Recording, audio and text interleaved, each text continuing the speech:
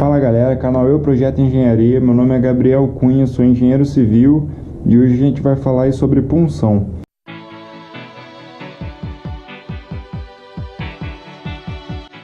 Esse vídeo aí tem o objetivo somente de explicar a parte teórica mesmo da punção, o que é, o que influencia, o que nós precisamos saber aí quando a gente for dimensionar uma estrutura aí em laje plana. O que é uma laje plana, né? Seria exatamente o que está mostrado aqui na ilustração, né? Onde você tem a sua laje apoiada diretamente sobre seus pilares, né? Você não é como aquela estrutura convencional, né? Quando você tem a laje apoiando em viga e a viga descarregando em cima dos pilares. Então você tem diretamente a laje apoiando em cima aí dos pilares. E isso gera um aumento, né, dos esforços cisalhantes na laje. É como você pegasse essa folha de papel e simplesmente você apoiasse essa caneta nela e fizesse força, né, que é o seu carregamento. A tendência é meu dedo aqui como uma folha, a tendência é essa folha rasgar, né? Essa caneta entrar na folha. Isso aí é o fenômeno da punção aí que a gente conhece nas lajes planas, né? Então vamos lá. Já explicado aí a punção para vocês e a punção nada mais é que uma tensão cisalhante, né? Você tem uma areazinha ali onde a sua laje tá resistindo ao carregamento e você tem uma força, né? Quando você aplica quando essa força é em excesso, quando a tua tensão resistente é menor do que a tua tensão solicitante, você acaba tendo o funcionamento da sua laje, né? A ruína da estrutura pode ser pontual, um colapso local ou até mesmo um colapso global, beleza? Então eu expliquei para vocês o que é a punção, espero que vocês tenham entendido aí o conceito. E a punção ela acontece não somente em lajes, mas acontece em sapatas, né? Quando no caso você vai inverter isso aqui, né? A parte do solo vai ficar aqui, vamos dizer assim, você tem um pilar que descarrega na sapata e a sapata no solo. Você pode ter ocorre o fenômeno da punção dependendo da sua espessura aí da sapata, e ocorre também em cortinas atirantadas, né? Onde o tirante tenta perfurar ali aquela sua camada de concreto, beleza? Para começo aí, galera, passar para vocês que a NBR 618/2014 ela prevê que a altura mínima das lajes planas ela tem que ser no mínimo de 16 centímetros. Então a gente já parte mais ou menos daí para o nosso dimensionamento da estrutura, né? Uma forma aí de reduzir essas tensões cisalhantes na nossa estrutura é justamente você fazer a adoção de capitéis. Vocês podem ver, né, nessa ilustração aqui que você tem um pequeno acréscimo aqui na cabeça do pilar, né? Aqui na figura de baixo tem uma foto melhor. Vocês podem ver que a gente tem aqui, são três tipos na verdade, né? Capitel, na verdade esse é o capitel, esse aqui onde você tem um acréscimozinho da espessura da laje é o drop panel, que eles chamam, literatura estrangeira, e aqui a gente tem a união dos dois, né? O capitel com o drop panel. Esse aumento aqui na cabeça do pilar, justamente você teria esse pedaço aqui do pilar vezes a sua altura útil aqui da laje para achar a sua tensão resistente, e agora você vai ter todo esse comprimento aqui, quer dizer, você tem agora aumentando aqui a cabeça do pilar, você tem um aumento da sua resistência, tensão resistente, porque ao invés de você ter somente essa pequena área aqui do pilar para resistir aos esforços, né, tanto do peso próprio quanto do carregamento, você agora vai ter todo esse perímetro aqui, né? Então você aumenta a sua área, você diminui a sua força, né, a sua tensão no caso. E aqui a gente tem a composição dos dois tipos, panel e o capitel.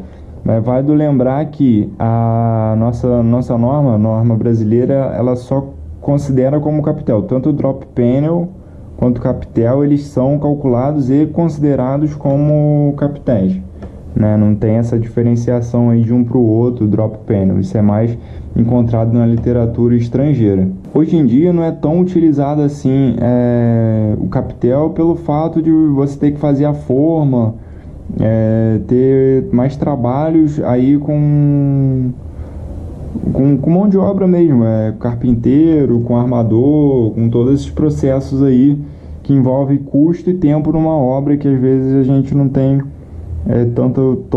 esses recursos tão disponíveis assim, né? O pessoal não está sendo tão usado até para a gente conseguir desenvolver concretos mais resistentes, ter outras técnicas de combater esses esforços aí. Essa adoção aí, essa solução capital, drop panel, essas técnicas eram muito utilizadas até vamos botar uns 30, 40 anos atrás.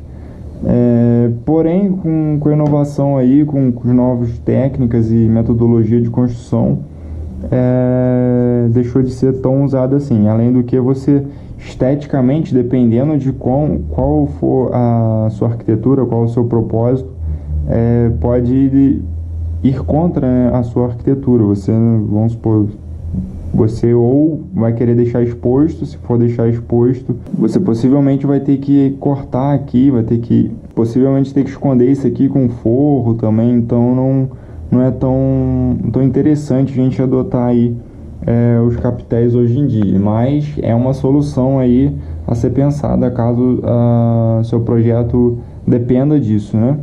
Vamos aí agora para os fatores que influenciam a resistência à punção.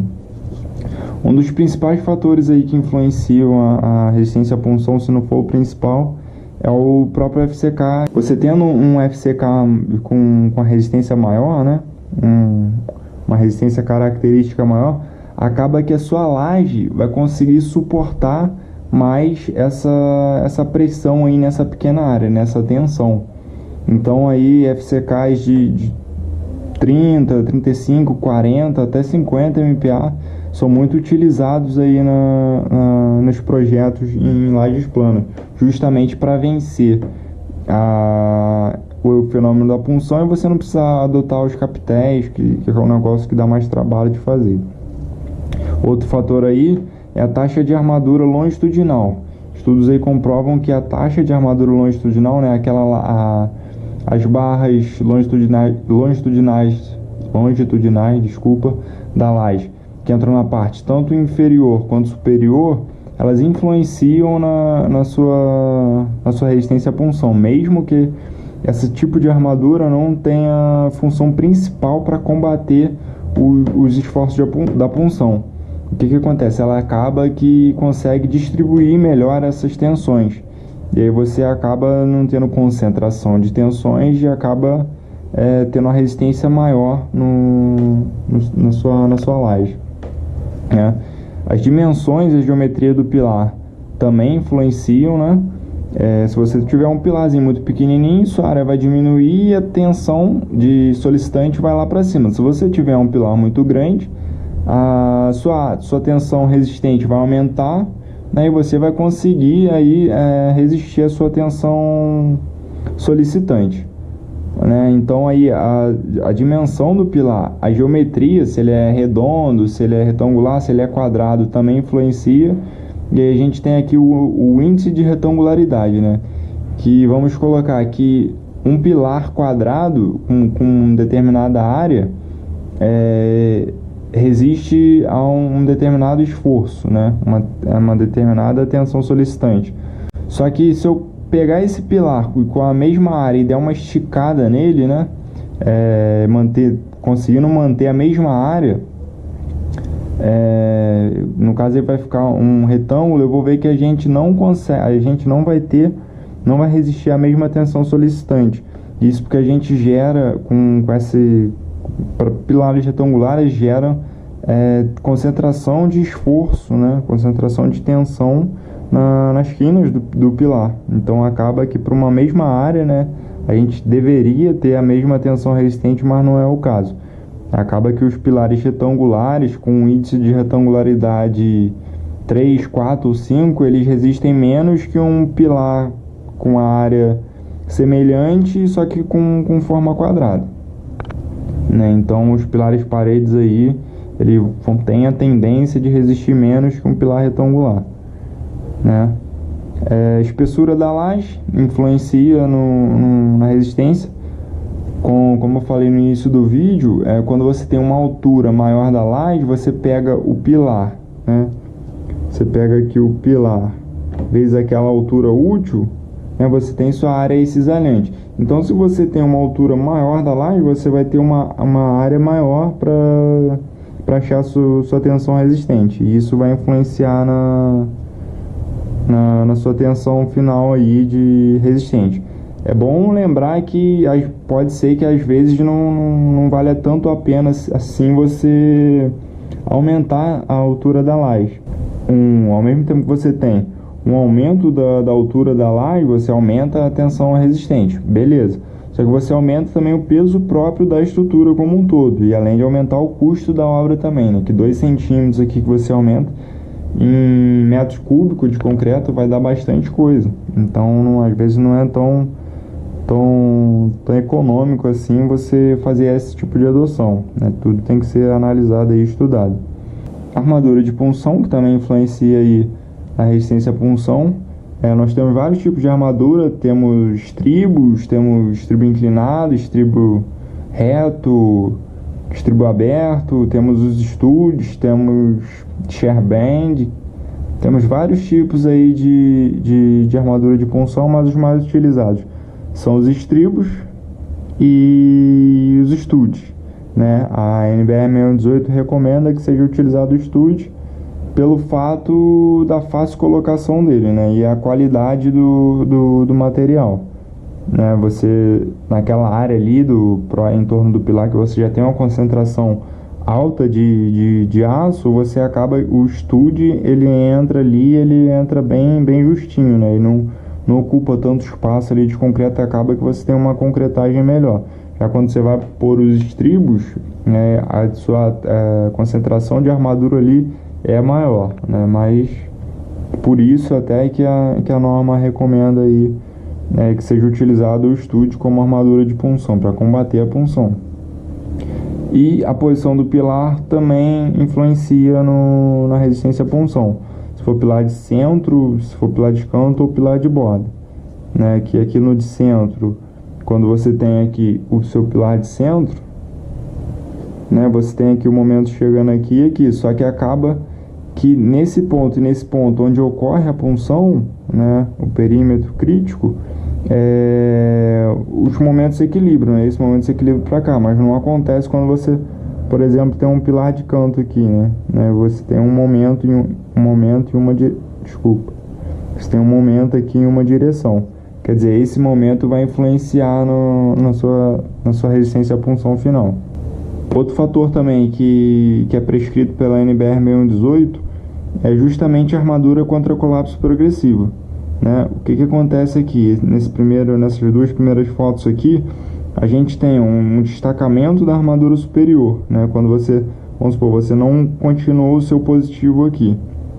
Então a armadura na parte superior da laje, ela consegue segurar um pouco o esforço da punção, mas você acaba tendo um desplacamento aqui da sua laje com o seu pilar, né? Você pode ver aqui, acaba meio que a laje descendo aquele pedaço ali.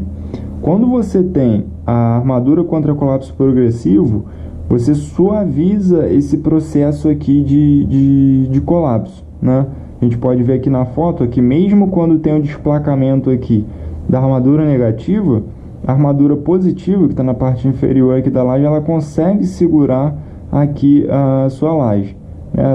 Eventualmente dá tempo de você fazer o escoramento, dá mais indícios, você consegue dar uma ductilidade melhor na ruptura, né? Então a estrutura dá mais sinais, dá mais indícios, estalo, fissura, vazamento, essas coisas assim. Então é obrigatório, segundo a NBR 6118, você utilizar aí a armadura contra colapso progressivo, né? Mas a gente vai fazer um exemplozinho como calcula futuramente, como calcula aí essa armadura.